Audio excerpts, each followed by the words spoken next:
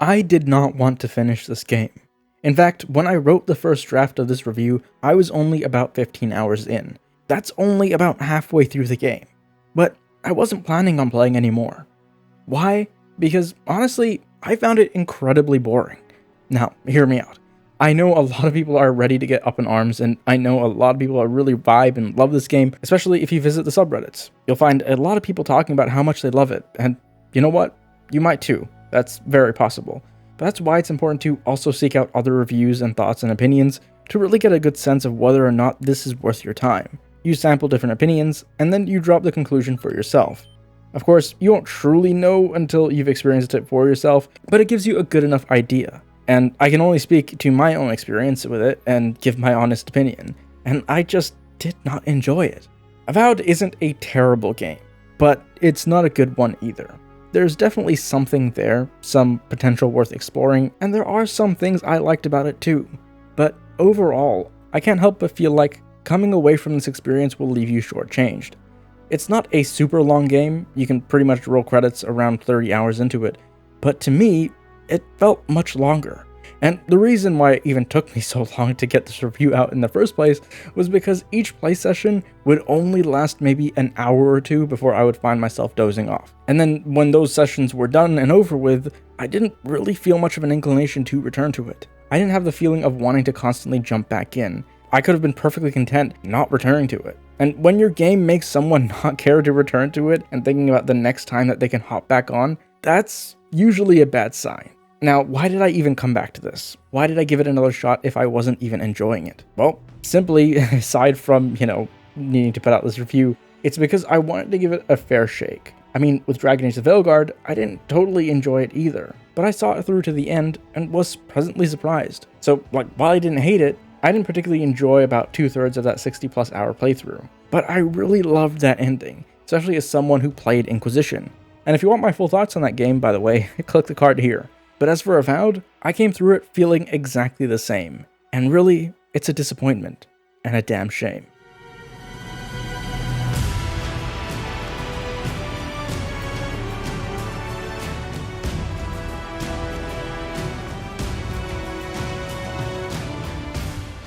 Avowed is the latest game from Obsidian Entertainment, the RPG veteran studio that brought you Fallout New Vegas and The Outer Worlds, both games with interesting mechanics and choices and characters and generally well-written dialogue, basically both games that were really well received, which makes this game all the more disappointing. It's not all bad though. The first 5 hours or so did something actually kind of interesting in the story that sort of diverges from many other RPGs like this. I won't spoil exactly what that is, though oddly one of the trailers did for some reason, but I actually thought there was some level of intrigue and what this moment would have meant for the rest of the game.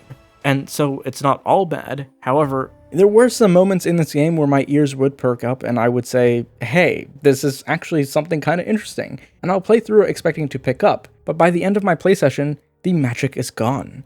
Any spark of interest is extinguished by that point because it really just goes nowhere. There's definitely some semblance of good and interesting arcs filled with some deeper philosophical questions nested within some moral and ethical dilemmas, but it never really feels all that fleshed out. It's all very surface level, unless you've never played a game like this before, or rather, never even experienced a story like this before, whether it's on screen or pages in a book. It's all painfully slow and boring, and there's very little payoff to most things. There's definitely potential here, and I fully believe Obsidian is capable of so much more. They have been. They've proved it over and over, but Avowed simply is no indicator of that, and it's certainly not their best work. On a sort of side tangent, I went back to actually try Pillars of Eternity, and it's so much better.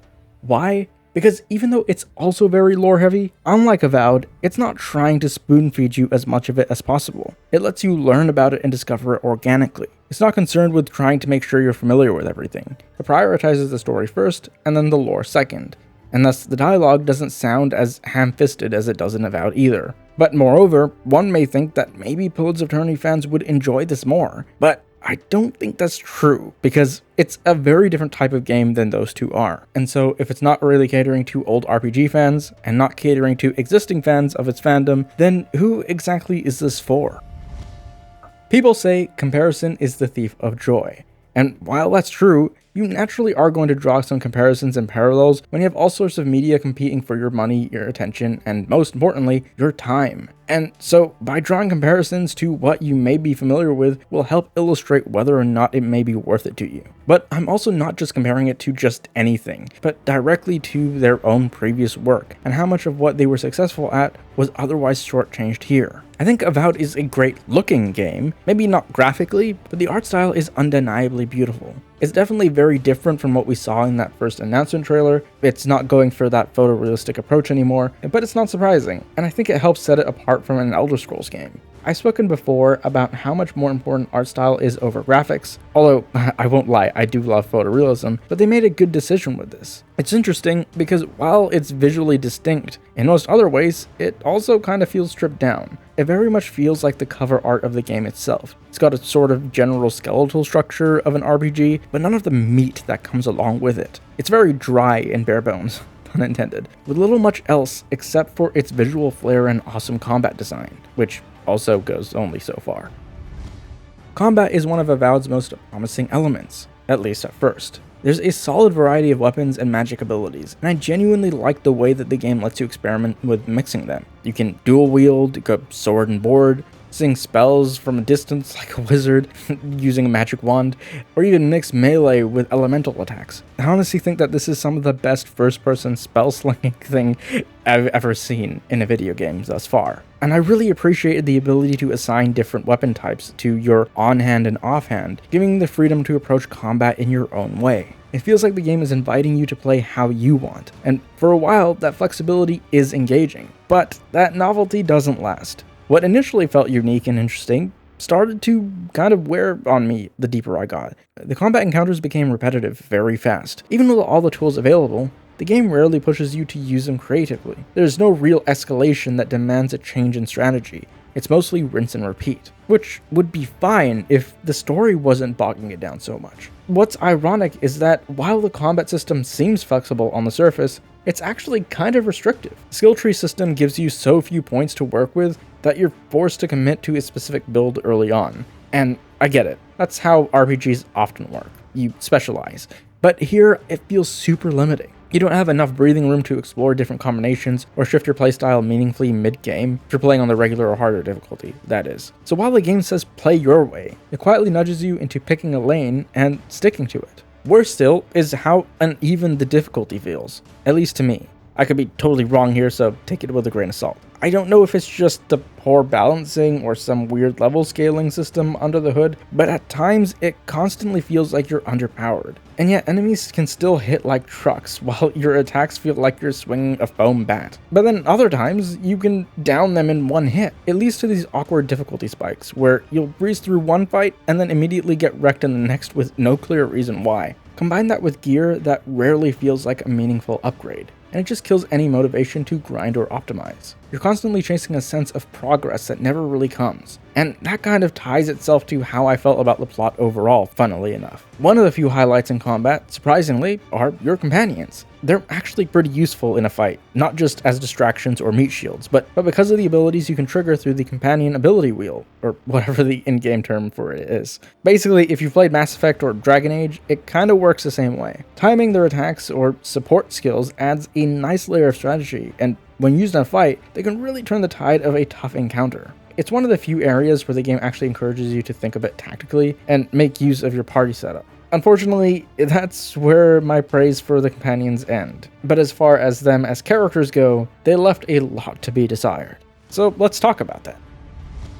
Companions are the supporting characters, and supporting characters are strong pillars of great storytelling. Of course, it's not always necessary, it really depends on the story that you're trying to tell, but they can usually really help elevate that story. And when it comes to RPGs, they're typically the best at tackling this. But Avowed doesn't really get this right either. The game opens with you washed up on an island, and that's where you meet two characters who join your party. You think like Baldur's Gate, they're actually going to remain in your party for the duration of the game because circumstances brought you together and a bond starts to form, but nope.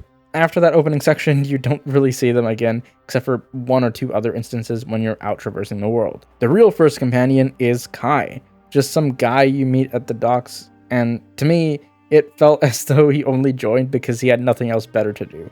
In fact, that's kind of how it feels for all your companions, that they just kind of feel like they're there just for the sake of being there. Their motivations feel lacking. But I would say out of the bunch, Kai is probably the most interesting one. But that could just be bias talking, since he is voiced by Garrus Vakarian in Mass Effect. But no, seriously, I think he's probably one of the most developed of them all, followed by Gianta, who has some level of development too. And then you have Yatsli, who's fine.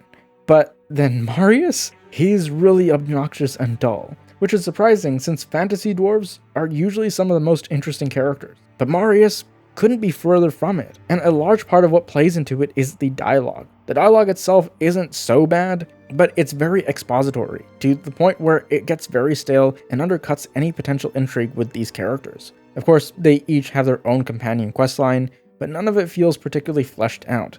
Except for maybe Giata's by the end, but there's literally some conclusions to each of their own personal questlines that could be easily missed if you don't take the path less traveled.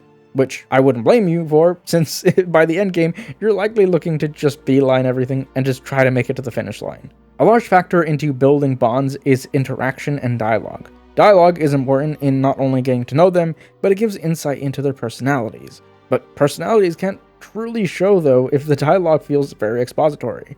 Like, these aren't how people speak. They aren't constantly throwing out terms and verbiage that provide some context into our world and its lore. It doesn't feel natural.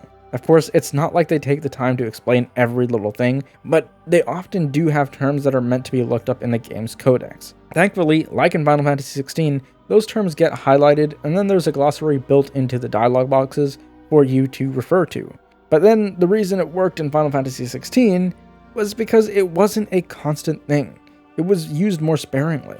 But here, Obsidian really wants you to know all about the world of Eora, which is pretty admirable since it shows that they care about the universe they crafted. But at the same time, if I was that intrigued by the lore, I'd do some more digging afterwards. Like in Mass Effect, I'd only come to know about its world and its lore because I was invested in the story and the dialogue first, and then I would read up on certain things in the codex afterwards. Barrett's balls, it's nice to know I won't have to dumb things down with you. But the worst offender of this unnatural sounding dialogue is this damn voice in your head that follows you throughout the entire game. This mysterious voice is meant to be a bit like the Guardian from Baldur's Gate 3, except very, very annoying. The thing that worked with the Guardian was that they were used sparingly and would only appear every so often at very integral moments. And without spoiling anything, it was really clever how Larian designed it so that you'd naturally feel that level of trust. If you know, you know. But here, the voice is here all the damn time.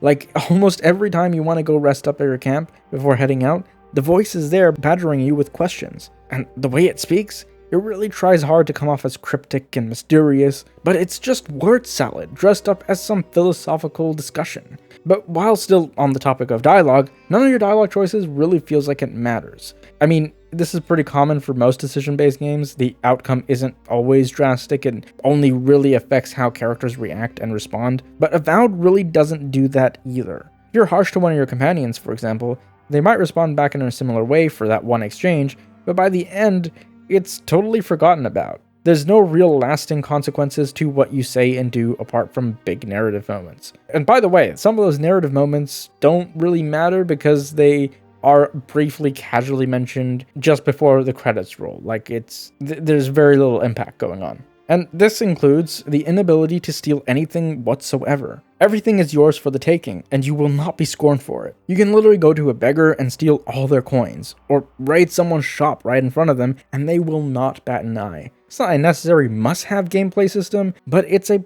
fairly basic one that's existed in RPGs for as long as I can remember. And what's worse is that Obsidian has done it before. I mean, it was literally just in their last RPG, The Outer Worlds, which I know I keep bringing up, but that's because it's just so disappointing how they got so much right 6 years ago, and how much has gone sideways now. It's seemingly a silly thing to nitpick though, but I mean, this is something that was even in Oblivion 19 years ago, and probably a number of games from before I was even born. Now, gear progression isn't entirely without merit. I did appreciate that transmog options are available, letting you tweak your look without sacrificing stats. Because, let's be real, half the fun of RPGs is looking cool while doing cool things. But what I appreciated even more than that was being able to toss all my junk into the stash back at camp. It meant that I never had to deal with being over-encumbered, which I love. Is it a good mechanic? Probably not. If anything, it just encourages more hoarding. But leave me alone, I am a hoarder. That's just who I am. Don't make me choose between loot and movement speed, okay? But yeah, that's just one of the things that made my hoarder heart happy.